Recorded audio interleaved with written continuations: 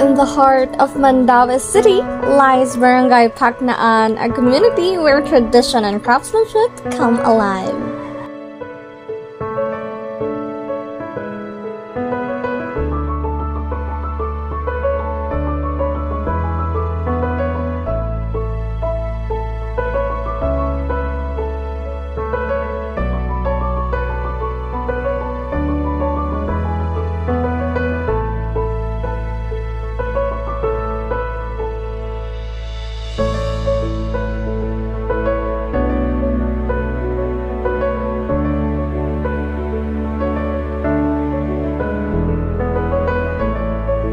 Creating a silhig is a labor of love. Each broom is a product of precision, skill, and dedication, reflecting the creativity and the hard work of Paknaan's artisans.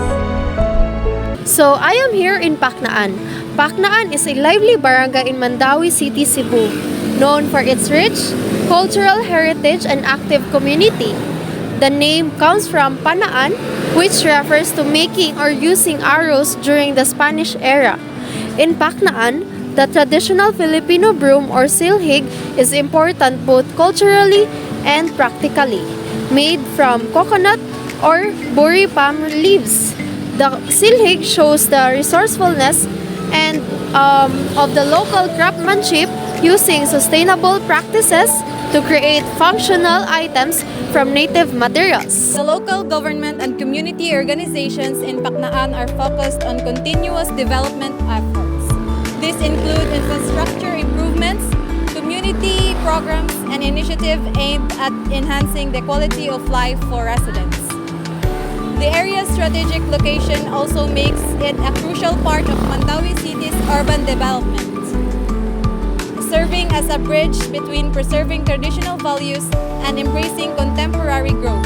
So this barangay is a blend of traditional and modern elements.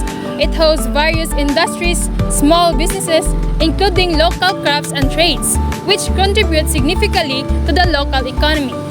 Residents are known for their strong community spirit, participating actively in local festivals, events, and initiatives that help preserve and promote their cultural heritage.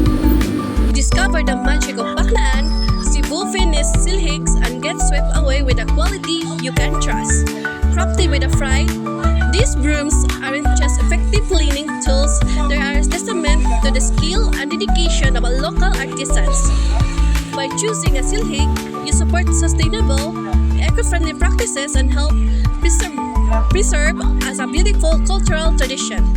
Affordable and beautifully crafted, these brooms are not only practical additions to your home, but also a symbol of community and craftsmanship, make a positive impact with every sweep and bring a piece of Cebu rich heritage into your home today. And today naa diri ang tag-iya sa kaninga business. Kuya, unsa man imuhang full name? Ako rin si Joselito Alinso. Oh wow.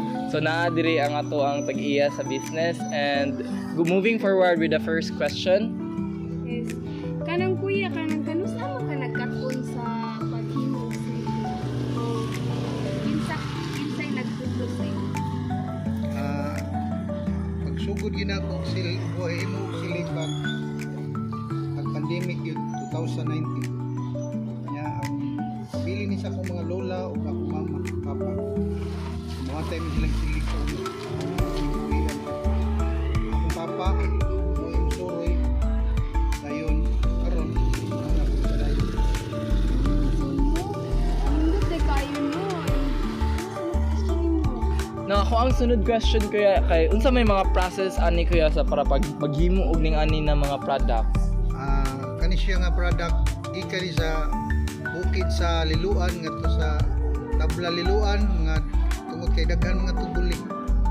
Dayon mo na ilang panginabuyan sa ngadto putol og buli tagas kayo sakon nila. Dayon puto-putoon i-deliver this may libaw. Ikaw man humol dia ulanat pagidugtuan. Balik 30 ka adlaw sa buwan. Usa siya muhumok dayon paluhon lapan. Mao na siya rin kaskason kaskas, narugo ko, dayon bisian, bibiti, dayon pikit, imo na sila. Wow, grabe juda kayo ang process sa isa ka silhig lanot, no? Dili juday lalim nga maghimo og ning ani nga product. So even us as a local Filipino, we should always promote our product, especially as a Filipino, para pod mag-boom ang ilahang product. Now, in relation pod sa pag-boom sa product, Kuya Joselito, kamusta man ang imuhang business? Ning boom ra ba siya? As of now, karon na ako'y suki, di ko ka kuan kay wa ko'y puhunan ng daghan. Di ko ka provide siya yung 300 every week. Murag 150 rin ako ma-deliver. So daghan jud ay mahimo Kuya, no? Daghan siyang order niya. Kasi wa ko'y kuan product na mahimo kay kulang man ang kuan. Puhunan. Kuya, dapat yung pamunta na pila gud ka oras mahuman mo og himo og silig lalo. Pagpug dali ra, kani siya may dugay.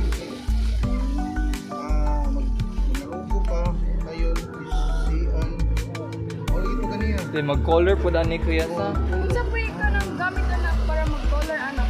Tina. Tina lagi siya. Kuya. Muban na di man sila kuan. Muban biligi sa kapot kay mahalan tina.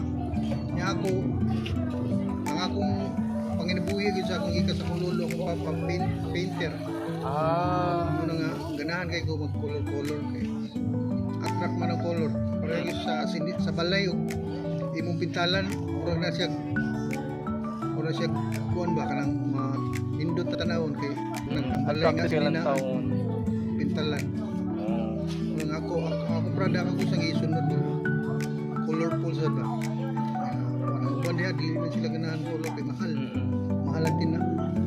Pero ako gina siya ikuan kay ang ako suki mo siya ganahan. So Kuya Joselito, unsa may mga price ani niya? Kana siya ginagmay man na siya. Ang akong retail is 50. Ang wholesale is 40 to 45. Depende sa mo kumpra na ko rin. Kani siyang brutsa 25 ang retail dayon wholesale 15 to 18. Gani Wholesale kuya. price. Dayon kaning Quitis Selecto Pog is retail is 45 and then 35 to 40 ang wholesale. Kuya, nakoy pangutan na pila nakakatuig na ninda og naghimo og silig. Nagsugod gid ko ani nga business pag 2019 pag pandemic. Karon ko ana katuig 5 years na. So grabe jud ay ning nga business. So it's been 5 years and yet again grabe jud still standing jud ning nga business ni Kuya Joselito. And moving forward with the next question. Nga kuan, giunsa man nim naabay problema diri or like kanang mga struggles sa imong business Kuya o giunsa nimo pagsulbad na ng mga struggles sa imong business Kuya? Karang akong problemahan lang no kaning magnihit ang lanot wa dili ko kay ka timo kay wala man sahay ang kani siyang tugdan wala sa dinihit ug magkusog siya una nga ang diman ug magkusog minus ang lanot minus sa danang tugdan una nga pero og hinay siya bunda dagang mga materialis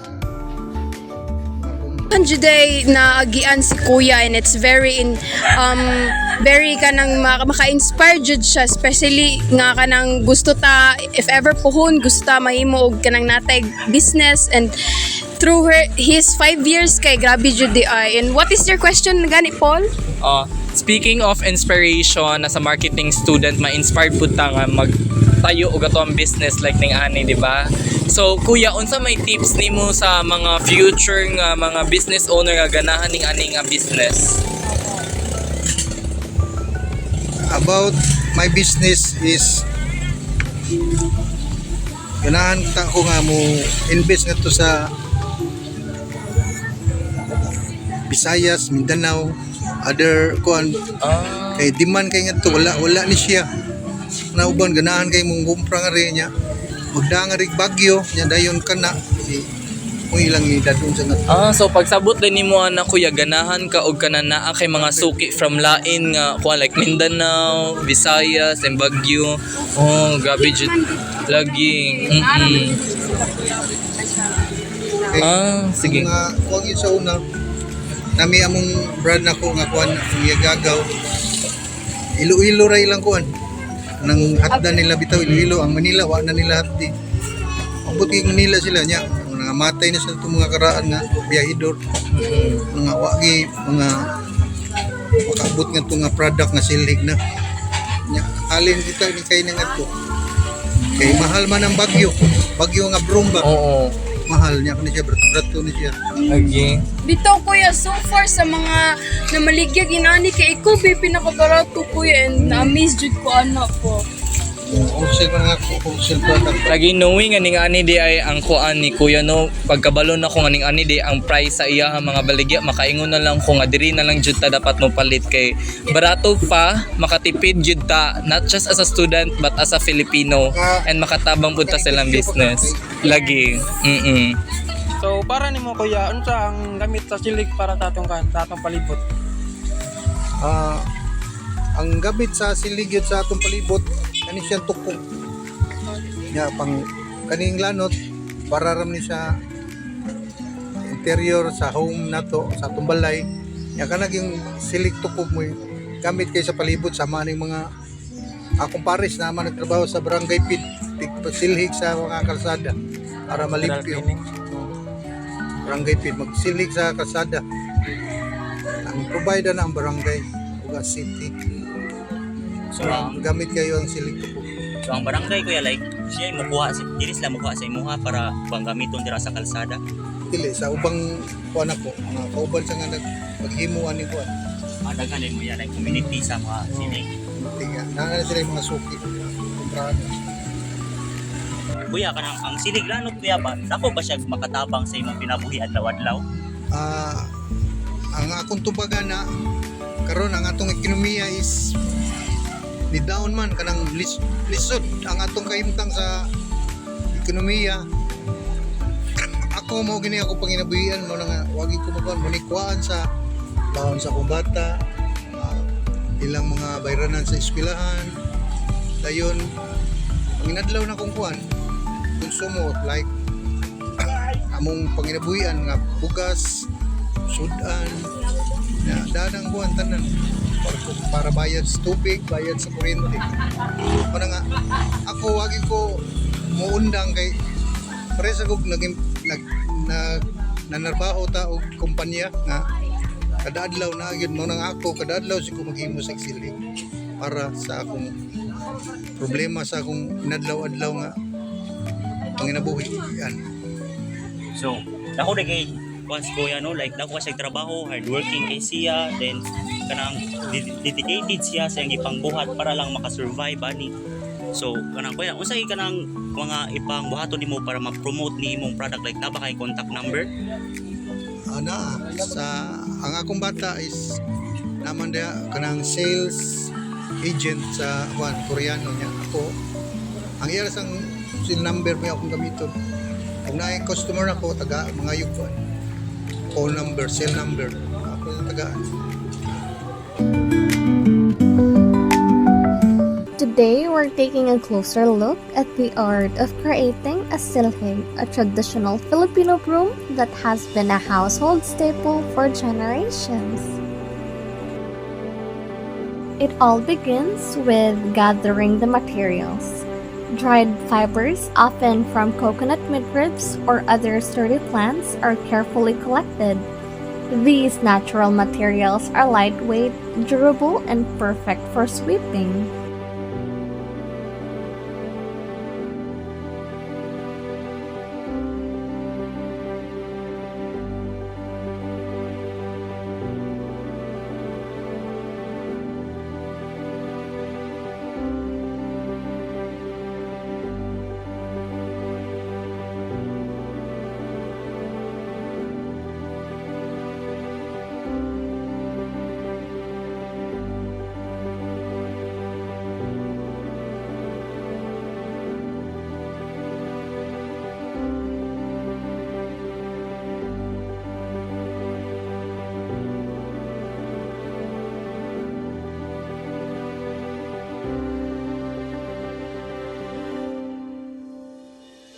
Next, the fibers are tightly bound at the base using strong twine or wire. This step secures the broom and gives it its signature shape. A steady hand and tight knots ensure the broom will last for daily use.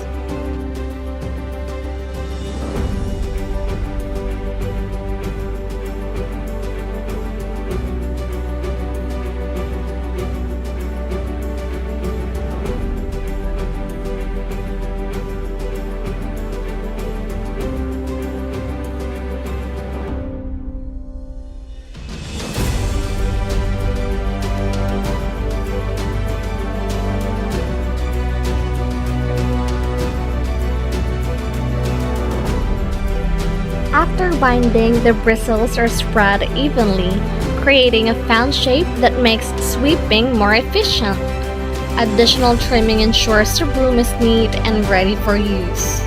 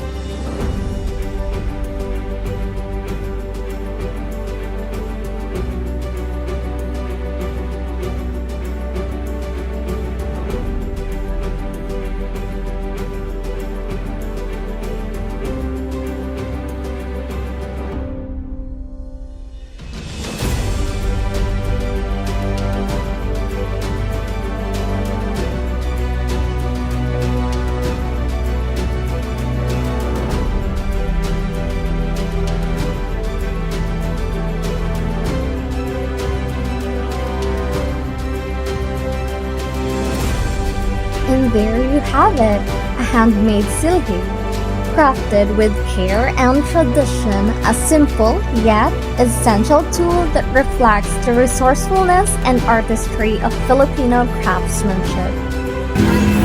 So what are you waiting for? Palit na mo!